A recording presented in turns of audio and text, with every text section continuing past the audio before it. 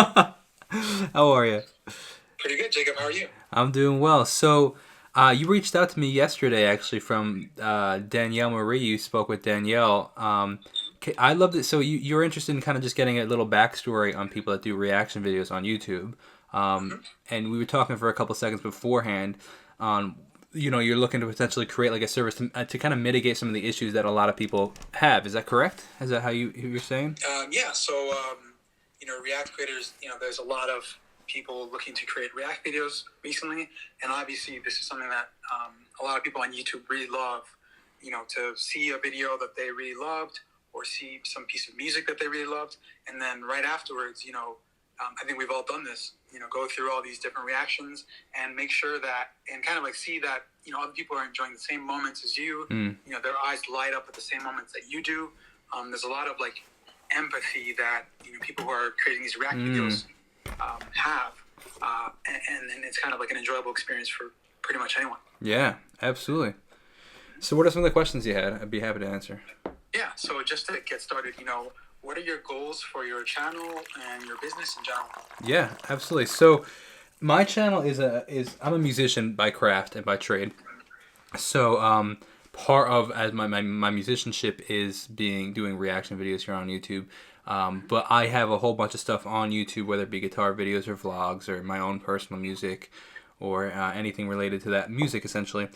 The goal, honestly, the end goal is to play stadium tours and everything like that, and I'm just trying to figure out all mediums to get there. But I stumbled across YouTube on accident, in the sense of like I didn't start a channel to become a YouTuber. It kind of just happened.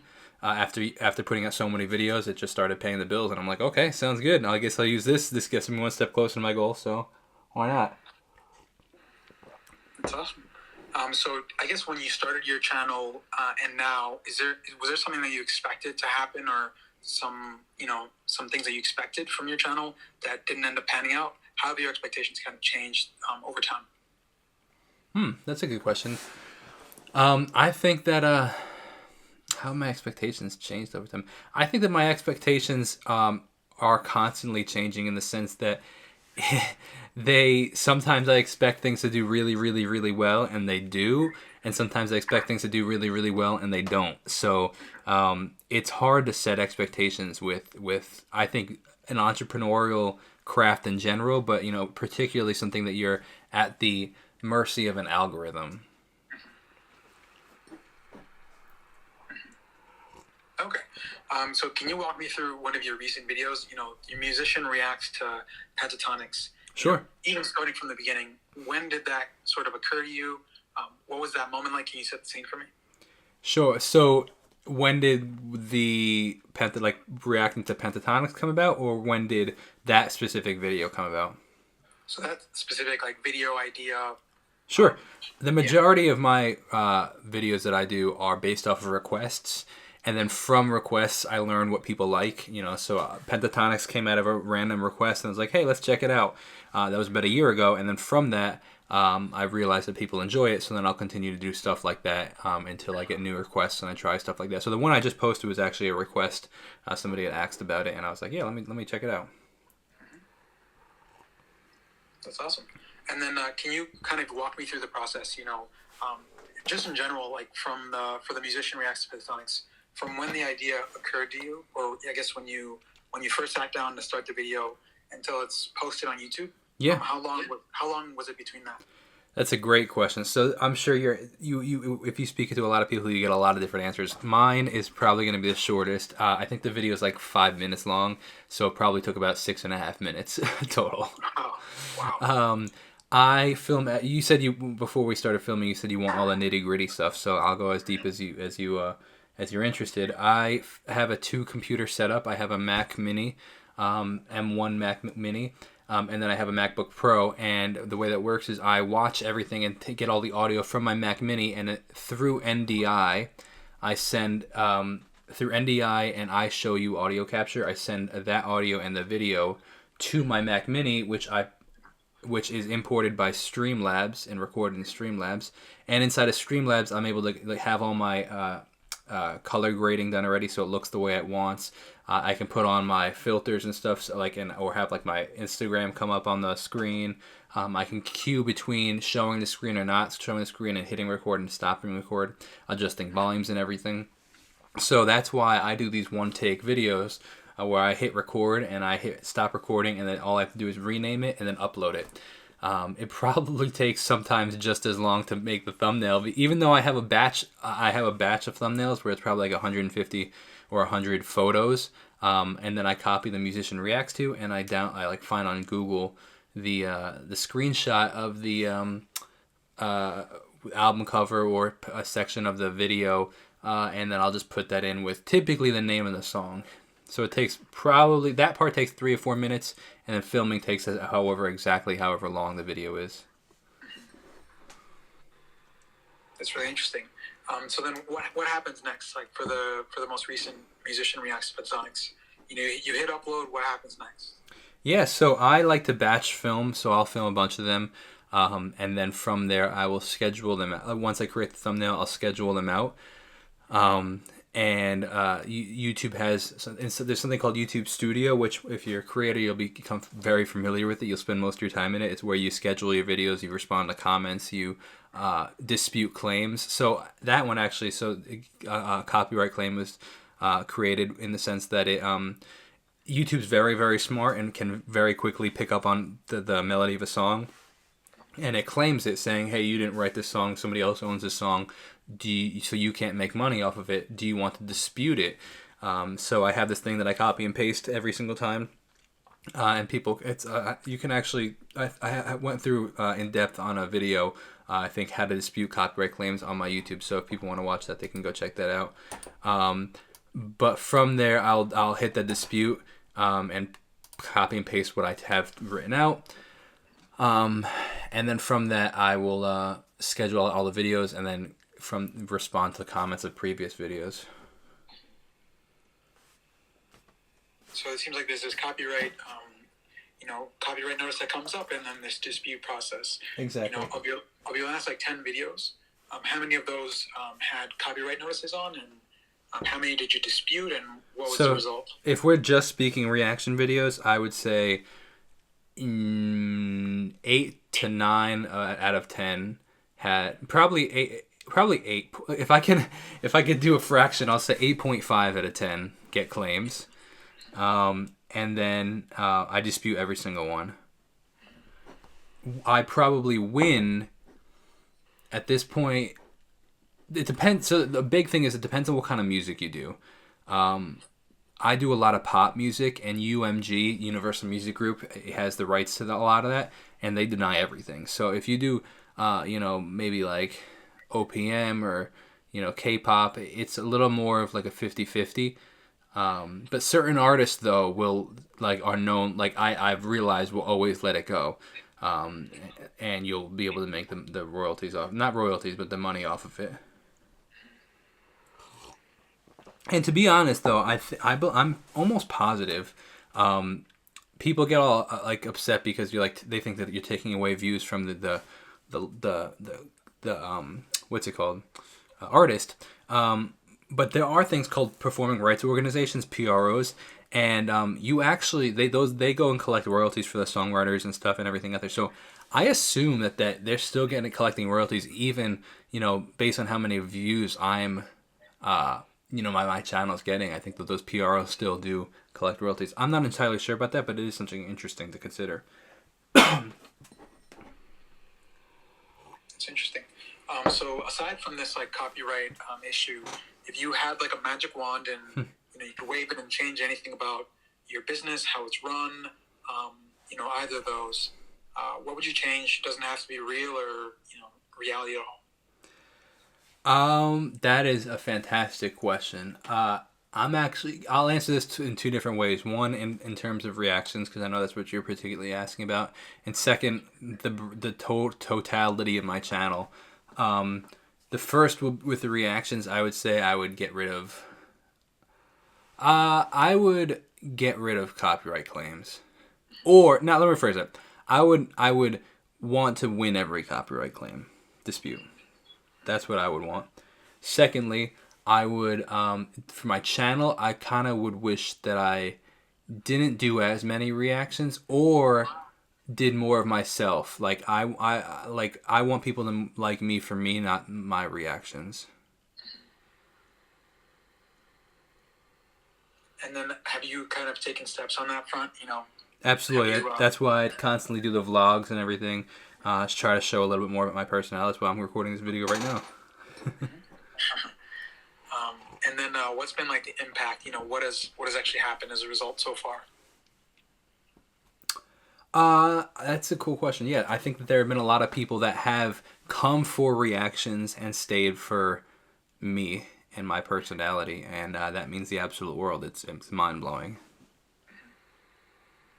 But that's not necessarily well. I think that that happens actually on everybody's channel, but to different degrees. I think that when people go and check out they subscribe to certain channels because they like the way that that person does the content.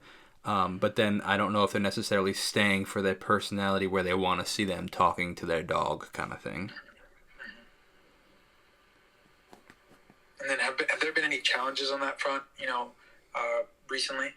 Is there any frustration? I mean, I've noticed tremendously in the past 2 months a very sharp but steady decline in viewership all around my videos in general. I think it's particularly related to like just season though, and where people are and going back to school and starting work and going back into the cities and everything like that. Okay. And then obviously a lot of these questions have been doom and gloom so far, but what's something that brings you like joy and happiness to do with your YouTube channel and business? I appreciate that you keep referring to it as a business. I think that the more people realize that, the more opportunity they can create. I really enjoy the flexibility that it creates and the relationships that have come out of it. I've met a lot of really, really cool people. Just people that have become actually really good friends through doing stuff like this and creating content. Okay, that's really awesome. And then, you mentioned a bit about your process. What kind of apps and tools do you use to help you run your channel? Premiere Pro to edit all the vlogs.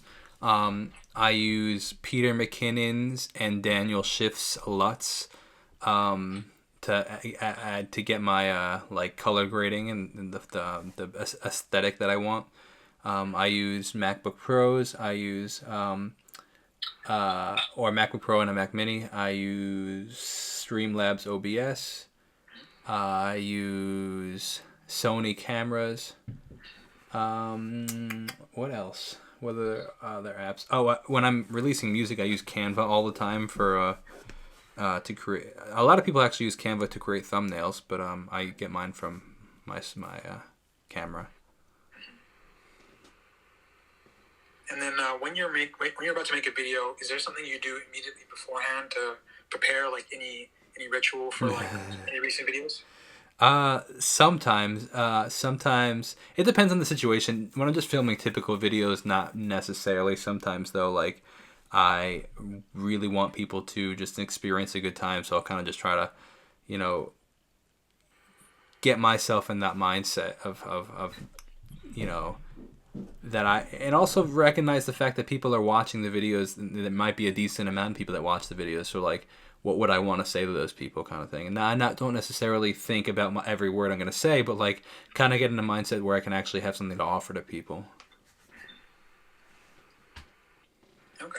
And what do you consider like your competitive advantage? There's a lot of people creating reaction channels. Like what do people come to you for? What do people? So I have a double part answer to that. I think one of the things that people come to me for is my knowledge of music production. I've been making music for a lot of years, and I really enjoy the techie side of it. So while they might go to some channels for like more of an emotional kind of viewership, I think that they come to mind for more of a technical side of viewership.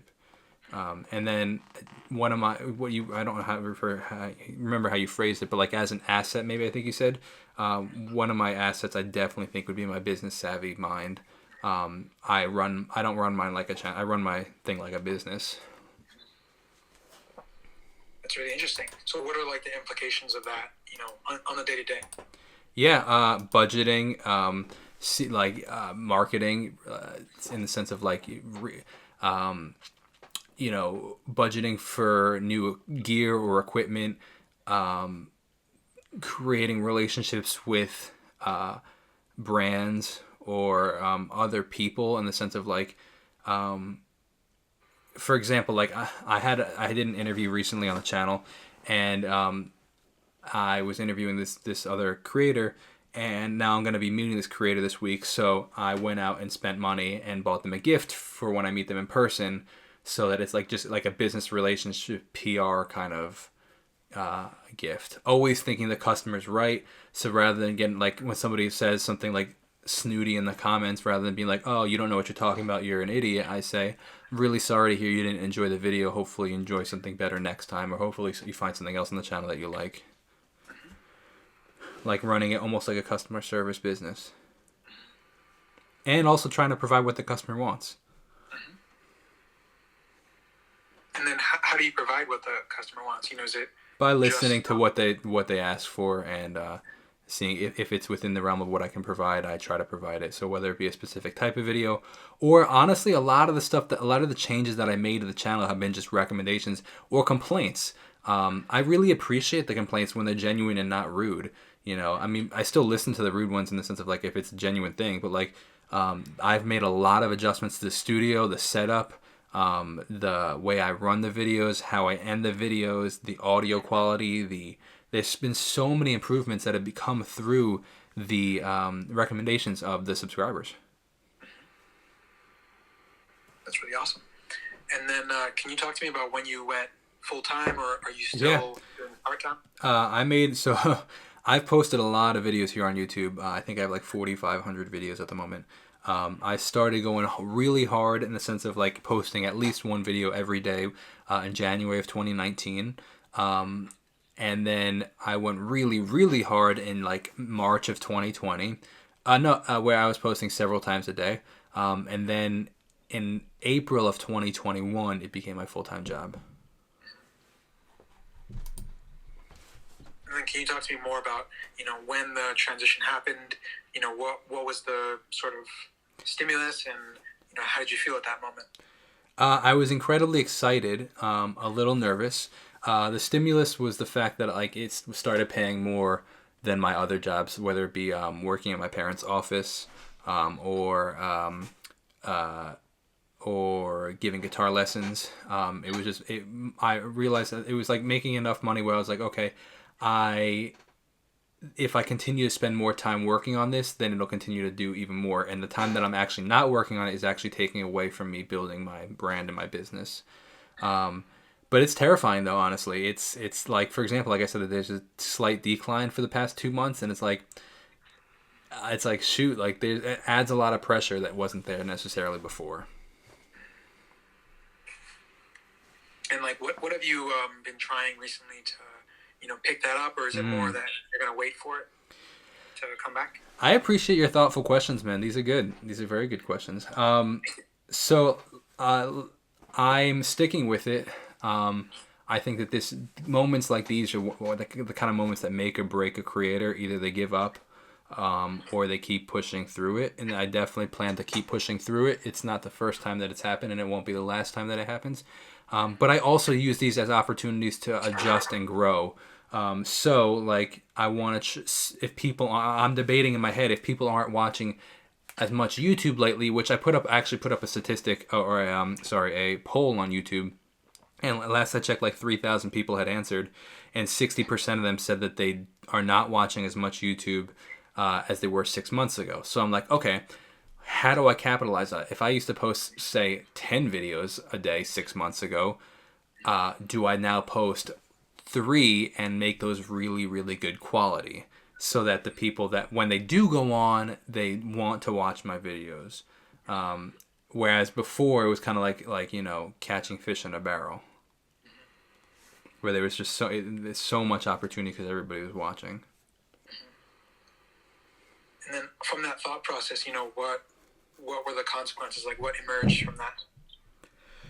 Well, I'm in the middle of it. I haven't really finished that yet, so it's still being processed. it's relatively new. But I've seen YouTube ebb and flow tremendously over the time where you'll reach a new high and have tremendous growth and all this viewership, and then it'll fall back down, and then it'll go even higher, then it'll fall. It's like they say that Bitcoin crashes upwards. It's kind of like YouTube. If you stay consistent, it crashes upwards. It goes up tremendously. You crash back down, then it goes up higher than before. Then you crash back down, and it go even higher before, and it's like this constant up and down roller coaster ride. That makes a lot of sense. And you mentioned, if a video is like 4 minutes, it takes you like 6 minutes to upload. So I'm curious, what do you do in Premiere Pro? What's your editing process look like? Well, I don't edit anything in Premiere Pro for my reaction videos. Because I have it all set up in Streamlabs where it's color graded the way I wanted. It has the I have timers set for my what's it called, logos for like Instagram and Spotify and Patreon that come up every like 4 minutes or something like that, or 3 minutes and 30 seconds or something. I can control everything from like the when the video comes in, or when I just show my face, I can adjust the volume all through Streamlabs, and I've really customized it so that I can just come in and film. I debate sometimes if I were to edit my videos, if I can make them more visually interesting, but I've also combated that with just the kind of quantity. Like a lot of my videos get just as many views as other people, so why not post even more and continue to get the views, or not? I don't know. It's all trial and error. But I do use Premiere Pro for editing my vlogs or guitar videos or stuff like that. It's really awesome. So I guess now that you've gotten a beat on like the sorts of questions I'm interested in, is there anything that I should have asked and is like crucial to the experience of being Jacob that I didn't get to, or that I'm missing? Yeah, not particularly. You did a great job. I appreciate you first of all even asking me. Second of all, I think that the biggest thing is consistency. If I could give any advice to anybody starting any channel, is just keep doing it. Consistency. And I was doing an interview yesterday, and we talked about consistency, and I brought up the fact it's like going to the gym. You could go to the gym if you want to see results. You can go 4 hours for 1 day a week, or you can go for 25 minutes 7 days a week, and you'll get more results out of the consistent small little growth than you would out of this going crazy hard and then not going on for another week. So just small consistent moves make a really, really big difference. I think if you have any other questions, I'm happy to answer them, but I think that's what I got.